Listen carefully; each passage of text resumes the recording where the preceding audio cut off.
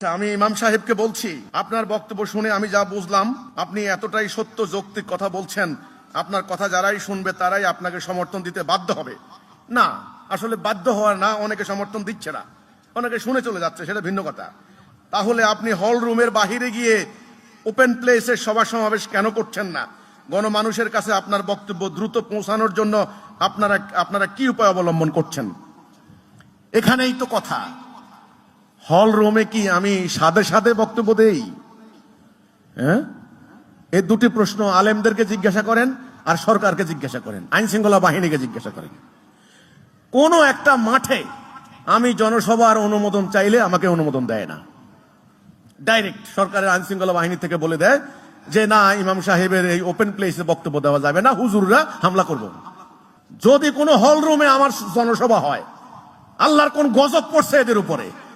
এরা খালি টের পাইলে হইছে, খালি যাইয়া ডিসির রুমে বসে থাকে, এসপির রুমে বসে থাকে, ডিবি মানে ডিআই 1 এর রুমে বসে থাকে, থানার ওসির রুমে বসে থাকে। কেরা? অমুক মাদ্রাসার মুহতামিম, কেরা অমুক ওই যে মসজিদের খতিব সাহেব হুজুর, কেরা অমুক ইসলামী দলের নেতা, সবটি একত্রিত হইয়া লম্বা দাড়ি টুপি পাগড়ি সবাই আইছে। এখন যারা সরকারের আইন শৃঙ্খলা বাহিনী, ওনারা তো এই সমস্ত হুজুর মহোদয়কে দেখে তো গা কাঁপতে থাকে। এটা বলা ইংরেজিতে ট্রেম্বলিং উইথ মানে ফিয়ার, থরথর করে কাঁপে। হুজুর হুজুর কি ব্যাপার হুজুর, হুজুর আমার কোনো গুণা টুনা হয়েছে কিনা, হুজুর কোন কিল্লে আইছেন কি ব্যাপার হুজুর? এই হুজুরে আম দে, কলা দে, হুজুরে ফল টল দে, জুস খাওয়াই। ওই যে ফেনি ডিসি সাহেব ফল টল খাওয়াইয়া একেবারে হুজুর দুপুরে একেবারে খাওয়াই দিছে ভালো করে। তাই হুজুরে এবার দাড়ি এরম করতে করতে বলে, না এই যে ফেতনা একটা বাইরে হিজবুত তৌহিদ, এগুলা কাদিয়ানি ফাদিয়ানি, এগুলা মানুষের ইমান নষ্ট করতে আইছে। শুনলাম ওই ভণ্ড নাকি এখানে মিটিং করতে আসবে, মানে আমার কথা। তো এখানে মিটিং করতে দেওয়া যাবে না, তৌহিদি জনতা হামলা টামলা করতে পারে। তখন টিএনউ, ডিসি, এসপি ওনারা তো আইন শৃঙ্খলা রক্ষার দায়িত্বে না।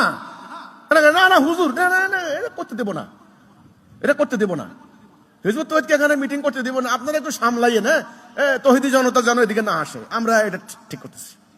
আচ্ছা, এবার এডিশনাল এসপি সাহেব ডাকেও না, এডিশনাল দিয়ে আম করে খবর দেওয়ায়।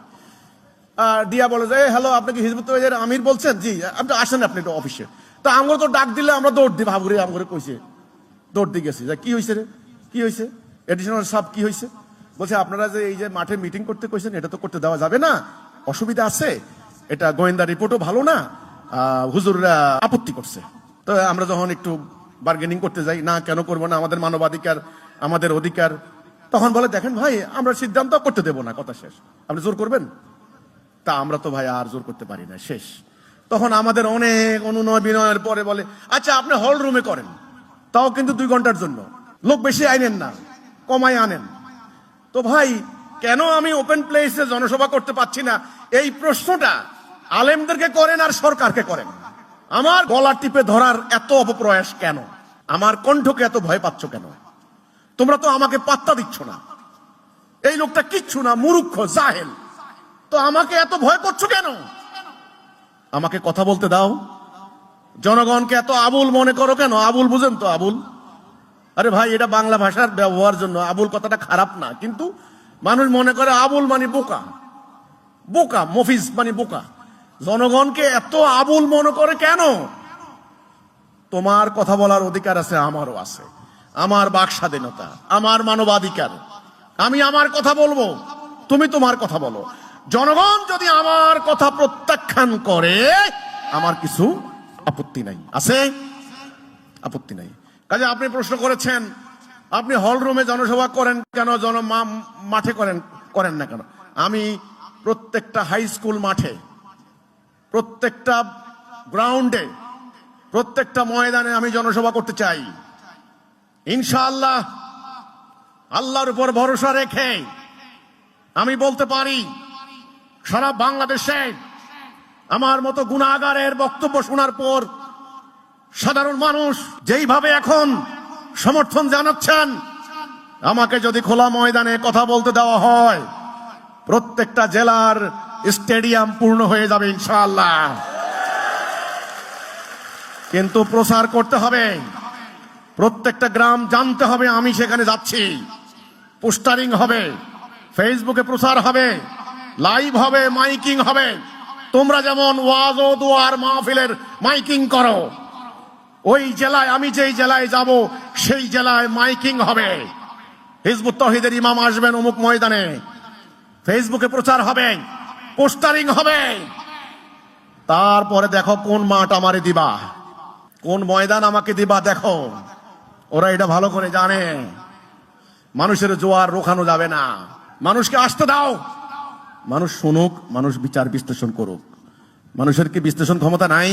কিন্তু তোমরা একচেটিয়া আমার বিরুদ্ধে মাঠ দখল কইরা, একচেটিয়া দখল কইরা মসজিদে বসে তোমরা, ওয়াজের মঞ্চে তোমরা, আবার মানে ওই যে প্লে গ্রাউন্ডে তোমরা, স্টেডিয়ামে তোমরা, হাই স্কুল ময়দানে তোমরা, সার্কিট হাউস ময়দানে তোমরা আমারে কোথাও নামতে দিবা না।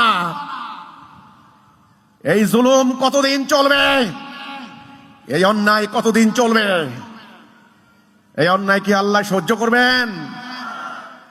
অল্প দিন, বেশি দিন নাই, একসাথে সমস্ত বাঁধ ভেঙে যাবে, একসাথে। এটার জন্য হয়তোবা আমাদের কিছু মোমেনার জীবনকে কোরবানি দেওয়া লাগতে পারে। এটার জন্য হয়তোবা কিছু শাহাদাতের নজরানা পেশ করা লাগতে পারে। আমার কথা হচ্ছে এইটা, আমি এই আবদ্ধ হল রুমে করতে চাই না। এসি রুমে, এসি রুম থেকে ইসলাম আসে নাই, উত্তপ্ত বালুকাময় মরুভূমি থেকে ইসলাম এসেছে। আমি এই উত্তপ্ত বালুকার মধ্যে যেতে চাই। আমি এসি রুমে, হল রুমে সম্মেলন করতে, কিন্তু আমি বাধ্য হচ্ছি আজকে। আমাকে জনসভা করতে দেওয়া হচ্ছে না। এটা কি অন্যায় নয় কি? এটা কি বাক স্বাধীনতা হরণ নয় কি? আমার শাসনতান্ত্রিক অধিকার হরণ করা নয় কি? আমার মানবাধিকার লঙ্ঘন নয় কি? তো এই হচ্ছে আমার কথাটা। আমি হলফ করে বলতে পারি ইনশাআল্লাহ, এমন কোন, মানে আমাকে এবার যেখানে দাও, স্টেডিয়ামে দাও, মাদ্রাসা ময়দান দাও, হাই স্কুল ময়দান দাও, তোমার সার্কিট হাউস ময়দান দাও, যেখানে দাও আমার আপত্তি নাই। কিন্তু আমাকে প্রচার করার সুযোগ দিতে হবে। ওই জেলার জনগণ জানতে হবে আমি সেই জেলায় যাচ্ছি। যখনই আমার মিটিং শুরু হয়, হুকুম মানে কোনো খালি একটু গন্ধ পাইলে হইছে, খালি কেমনে যে গন্ধ পায়, বাপরে বাপরে বাপ, পাগল হয়ে যায়। কেমনে বন্ধ করতে হবে, হুমকি দেওয়া শুরু করে ফেসবুকে। এত এত ভয় পাও কেন? হ্যাঁ, এত ভয় পাচ্ছ কেন?